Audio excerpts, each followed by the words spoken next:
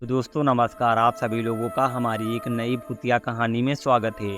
आज की भूतिया कहानी में हम आपको पूनी झील के ऊपर आधारित एक डरावनी और बेहद खौफनाक कहानी सुनाएंगे। झील का पानी बिल्कुल नीला और चमकदार होता है, जैसे कि किसी परिशुद्ध गहने के जड़ में आभूषित हुआ हो। गांव के लोग इसे पूनी झील के नाम से जानते थे, क्योंकि झील का पानी ऊन की तरह दिखाई देता था और उसकी रहस्यमयी शोभा उन्हें अपनी ओर आकर्षित किया करती थी। एक दिन गांव का एक युवक सूरज झील के किनारे खड़ा हुआ था। सूरज के दोस्त भी वहां आ जाते हैं और उसका नाम उन्हीं झील के साथ जुड़ जाता है।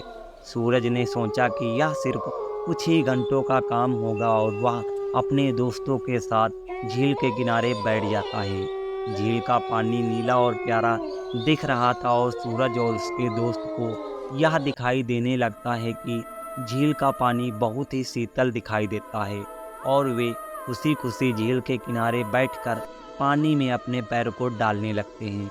जब सूरज ने पानी में अपने हाथ डाले तो उनके हाथों का पानी लाल हो गया, जैसे कि किसी रक्तदान की तरह दिखाई देता हो। सूरज चौंक गया, लेकिन उसके दोस्तों ने उसका मजाक करना शुरू कर दिया और उसे डराने का प्रयास करने लगे। सूरज ने खुद को संभाला और झील का पानी अपने हाथों में लिया। अचानक उसके होठों से एक तीक्ष्ण दर्द का आलक बढ़ गया और वह पानी को छोड़कर पीछे हट जाता है। सूरज अपने होठों की ओर देखते हुए अचानक हेरोइन की तरह लाल हो जाता है, जैसे कि वह भयानक चोट का शिकार हो गया हो। उसके दोस्तों ने उसे डराया और मजाक उड़ाया उसका, लेकिन सूरज बिल्कुल भी हंसने का मन नहीं हुआ। वह पानी से बाहर निकलकर खड़ा हो गया और झील के पानी के साथ उसके हाथ पैर भी लाल हो गए थे। सूरज के दोस्तों ने उसके साथ मजाक किया और उसे पागल कहकर उसकी हंसी भी उड़ाई और अपने अंदाज में खेलने लगे। सूरज थोड़ी देर बाद चौंक जाता है लेकिन उसने फिर से उसका मजाक करना शुरू कर दिया और अपने दोस्तों के साथ वो भी हंसने लगता है। वे झील के किनारे बैठे रहे और मजाक करते रहे जब एक भयानक घटना उनके सामने घटी। झील का पानी अचानक उठकर उनके पीछे किनारे की ओर बढ़ने लगा, जैसे कि किसी नज़रबंद शक्ति ने उन्हें अपनी ओर खींच लिया हो। सूरज और उसके दोस्त चौंक गए और झील के किनारे से दूर भागने की कोशिश करने लगते हैं, लेकिन झील का पानी उनके पीछे ही पड़ गया है। उन्होंने झील के पानी से दूर भाग रहे थे, लेकिन वह उनका पीछा नहीं छोड़ रहा था कि अब वे डर से कांप उठे थे और समझ गए थे कि झील का पानी में कुछ तो खास है और यह किसी भयानक शक्ति का काम हो सकता है।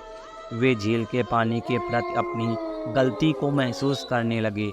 अब वे झील के अंदर फंसे थे, जिसको झील से बाहर निकलना संभव नहीं था।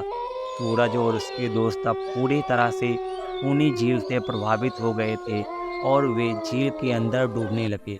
उन्हें अब यह भी याद नहीं था कि यह झील उनके खून की तरह दिखाई दे रही है और इसका पानी उनके होठों को भी लाल बना दिया है। झील के अंदर फंसे हुए सूरज और उसके दोस्तों को यह भी महसूस हुआ कि वे अब कभी भी बाहर नहीं निकल पाएंगे और यह कहानी उनकी यहीं खत्म हो जाएगी। झील का पानी उन्हें धीरे धीरे अपनी गहराइयों में खींच रहा था और उन्हें अब सिर्फ अपनी आखिरी पलों का एहसास हो रहा था। कुछ घंटों के बाद झील का पानी उन्हें पूरी तरह से अपने अंदर चुपचाप डुबाने लगता है। झील का पानी फिर से नीला और चमकदार हो जाता है, जैसे कि उस झील ने अपने अंदर किसी को डुबाया ही ना हो। गांव के लोग की ओर आश्चर्यचकित हो जाते हैं, क्योंकि सूरज और उसके दोस्त अब कभी भी वापस नहीं आएंगे।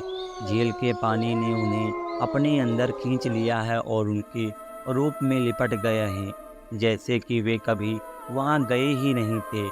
खूनी झील और उनके रहस्य का पर्दाफाश हो गया, लेकिन गांव के लोग अब भी बिल्कुल नीले और चमकदार पानी के साथ एक डरावनी कहानी लोगों को बताया करते हैं और जब कभी भी झील के पास जाते हैं तो उन्हें सूरज और उनके दोस्त की याद आ जाती है और वे बहुत डर जाते हैं और वहाँ से भागकर अपने घर पर आ जाते हैं। तो दोस्तों, यह थी आज की कहानी। आपको कैसी लगी हमें कमेंट बॉक्स में कमेंट करके ज़रूर बताइएगा। मिलते हैं अगले वीडियो में, तब तक के जय हिंद, वंदे मातरम। आप सभी लोग डिस्क्रिप्शन बॉक्स में हमारे व्हाट्सएप चैनल की लिंक दी है, आप लोग व्हाट्सएप पर जाकर हमें फॉलो ज़रूर कर लीजिए। आपकी कोई दिक्कत परेशानी